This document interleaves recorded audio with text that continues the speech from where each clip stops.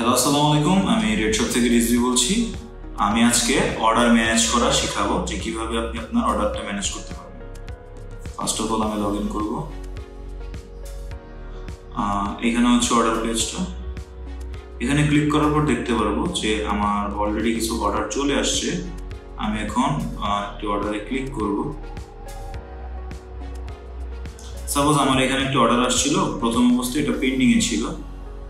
So ওইখান থেকে দেখার পরে এই জিনিসটা আমার উনি কি অর্ডার করেছে, তারপর কাস্টমারের ফোন নাম্বার, কাস্টমারের লোকেশন, প্লাস কাস্টমারটি ফ্রড কিনা বা কাস্টমারের হিস্টোরিটা, যে উনি এ পর্যন্ত কয়বার অর্ডার করে রিটার্ন করেছে বা ডেলিভার্ড হয়েছে, ওই জিনিসটা আমি ওভারঅল একটা রেটিং ওয়াইজ দেখে নেব।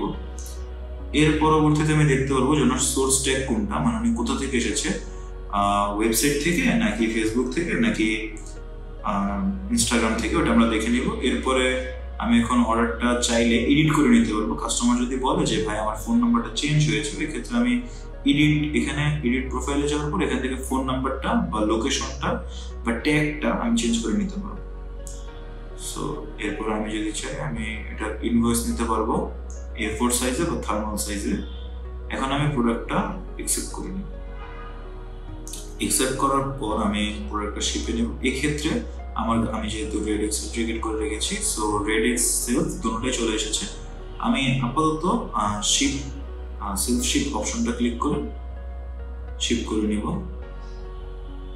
এখন অর্ডারটা আমি ইন ট্রানজিটে দিব। ইন ট্রানজিটে দেওয়ার কারণে এটা ওনার এখানে ট্র্যাকিংয়ে চলে আসছে যে প্রোডাক্টটা অলরেডি ডেলিভার থেকে শিপ হয়ে গেছে আর ইন ট্রানজিটে চলে আসছে। এরপর আমি চাইলে প্রোডাক্টটা যদি তার হাতে পৌঁছে যায় তাহলে আমি ডেলিভার দিব, না হলে রিটার্ন দিয়ে দেবো।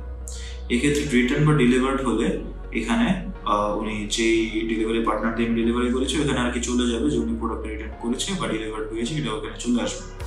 সো এই ক্ষেত্রে ফ্রড ডিটেক্টটা হয়ে যাচ্ছে, প্লাস অর্ডার ম্যানেজটাও হয়ে যাচ্ছে। আমি এখানে অ্যাকসেপ্ট করে দিলাম ডেলিভার্ড। ওকে, সো এইভাবে আমি আমার অর্ডার পেজটা ম্যানেজ করি।